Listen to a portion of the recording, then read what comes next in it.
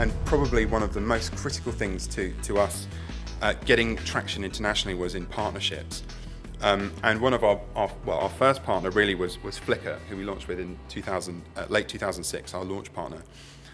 They were based in Silicon Valley, and the way that we met them was our CTO knew their CTO, they had beers or something once. And we found out what all of the, it's an online photo sharing business, for those who don't know, it's owned by Yahoo.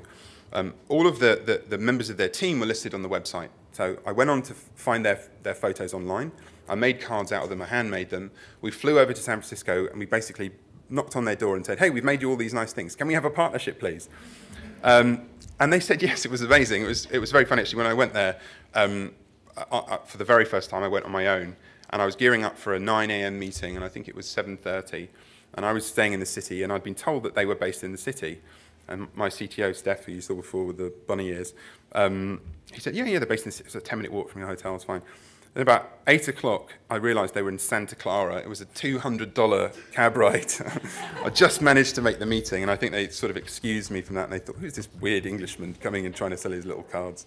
Anyway, we managed to do the deal with them, and because they were online business, we plugged into their incredible global network of customer base, who didn't even think about where we were from. We never said we were one or the other. We always had our prices in dollars and euros and in sterling.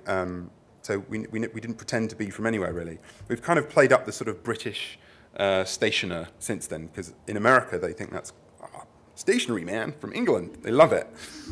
So we've kind of played up the Britishness since then. We're hoping to get a royal warrant at some point. I'm not sure who's going to be which royal it will be.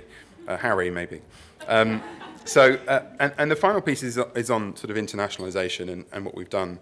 From the very early days, we were set up to allow customers to buy from any country. In our first week, we had no idea people would be buying in different. We didn't think about what languages they'd be ordering, and we knew that they'd be ordering from other countries. But people were ordering in Chinese and Japanese and Hebrew in the first week, and we didn't support anything other than the Latin character set.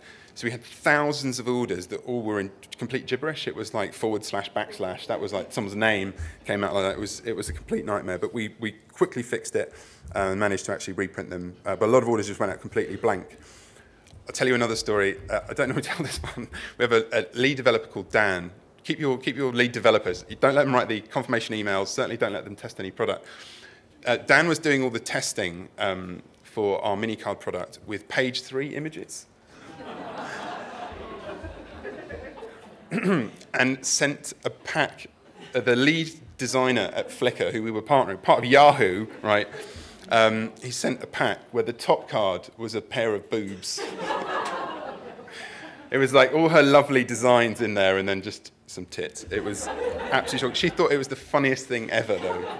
She thought we'd done it on purpose. So don't let your lead developers do anything. Dan still works for us, just about. He's a walking HR violation. So in terms of internationalization today, obviously we've rolled out French, German, Italian, Spanish, an American English site with colour spelt correctly according to Americans, and English also as well. I think that's it. So thank you very much for listening. I have some details here if you would like to contact me, and if you have any questions, I'd be delighted to answer them.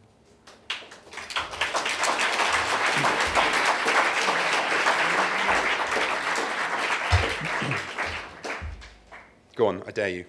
You mentioned Flickr as Yeah. a partner. Have you sought out other, have you sought out other partnerships in other parts of the world? Yeah, we did about 10. We did about 10 in the first year, and mostly were shit. Flickr was amazing because they had fantastically loyal, fantastically active, engaged customers of the right age who really had a great need for the product. I think we launched very soon after with Skype. It was a very different type of partnership. We then launched with, I think who was third, LiveJournal, a blogging network based out of California. We then launched with Habbo Hotel, which was a Finnish kids social network. We launched with Bebo.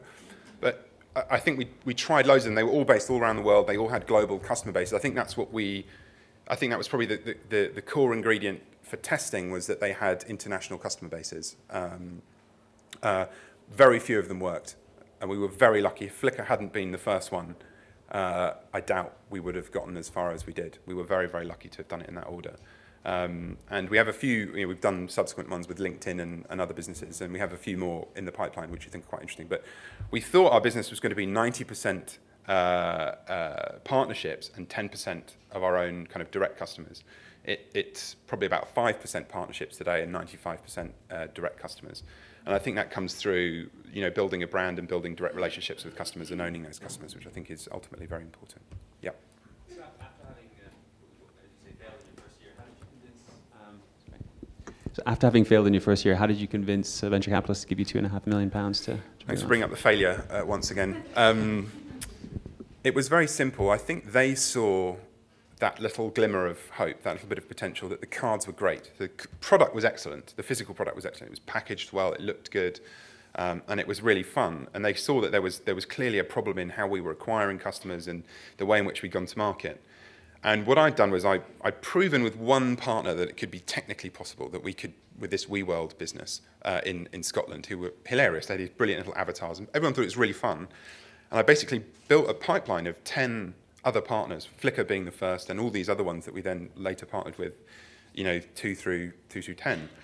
And it was showing that potential. All I had to do was say, this partner, if we get 0.5% of this user base to buy once in the first year, it'll be worth X million pounds.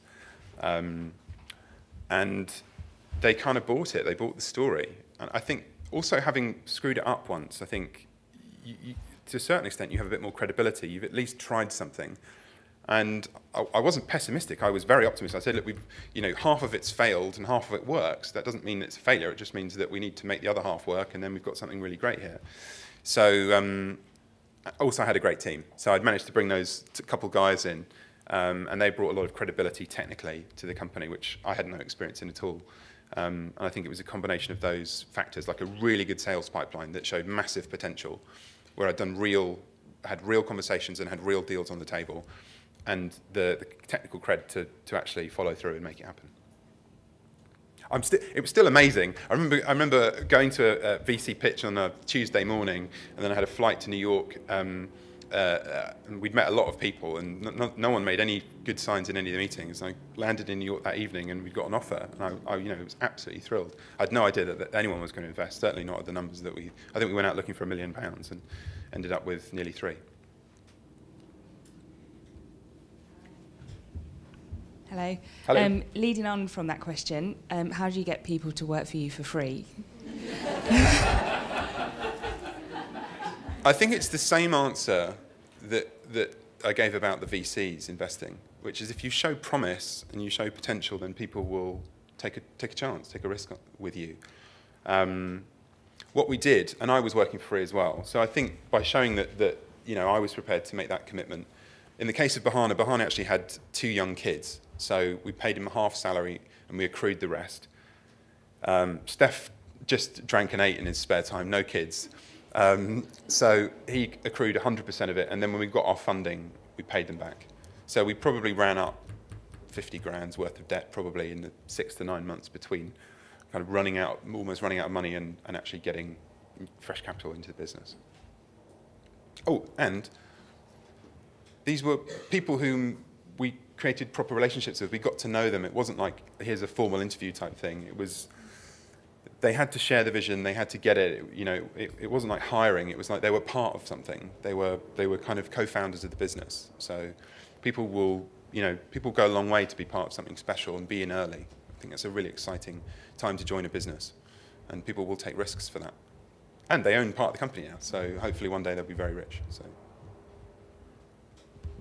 Sorry, it's Emma here. Just on that, who do you talk to about the growth of the company then? So is that the investors, or is it your employees, or combination of all? What do you mean? So in terms of where the business goes next, strategy, growth, expansion, is that all happening in your head? No. I mean, so we talk frequently with the board, but we share our ideas for growth with them, and they either say that they're stupid or that they're founded in some reality.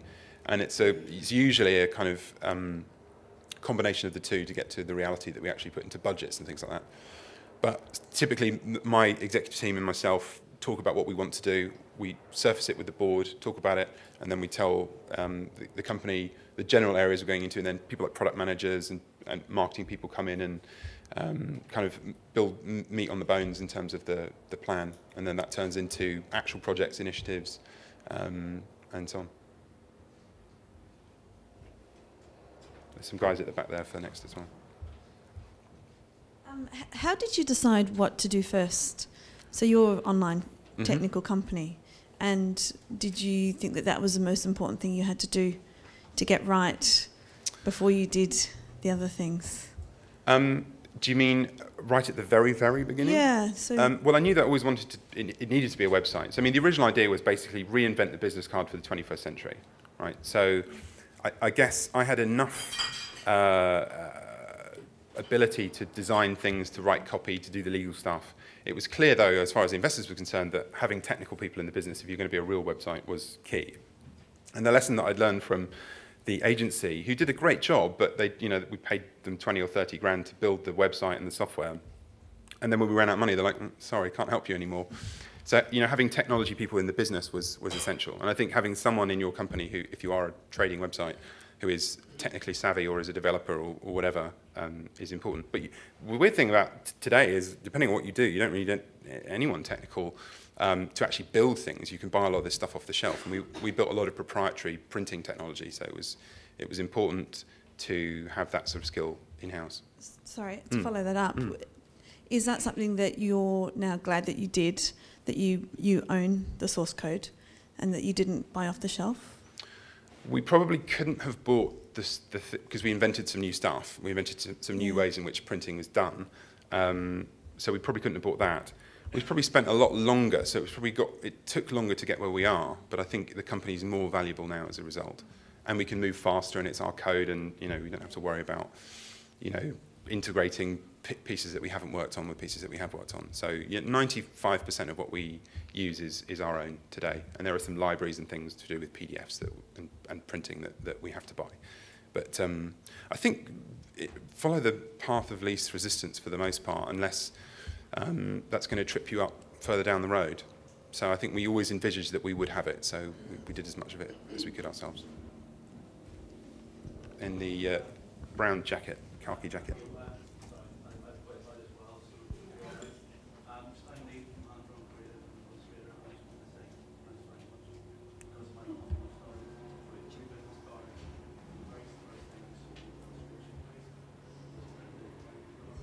Oh, cool. Okay, do you want to repeat Thank the you. question? Or Neil, do you want the microphone? Can you hear me? No. Oh, sorry, I thought it was really loud. Just to say thanks very much. If you didn't catch that, I started my company entirely with Moo.com products. So awesome. thank you so much. I wouldn't be here today if it wasn't for you guys. It's a pleasure. Thank you.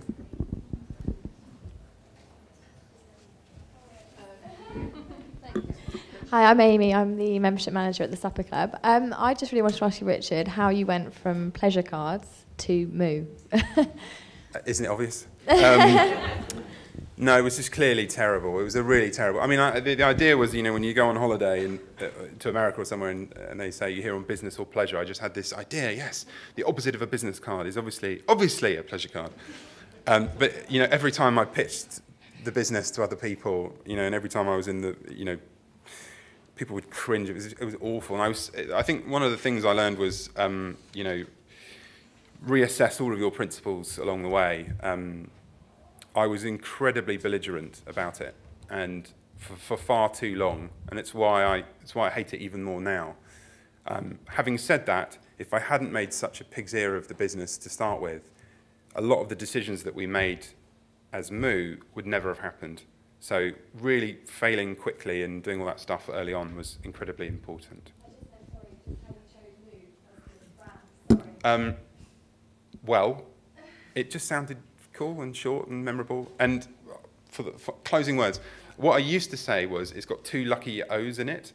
And I used to say like Facebook and Yahoo, and now I say Facebook, or rather Google and Yahoo. Now I say Facebook and Google, not Yahoo anymore. Sorry, Yahoo. Right. Thank you. Well, there is a very final question. I know we're over time, but one final question. Hi, Richard. You obviously make very good use of Twitter and Facebook and sort of Web 2.0 in your business. What do you recommend small businesses should do to yield the best results out of them?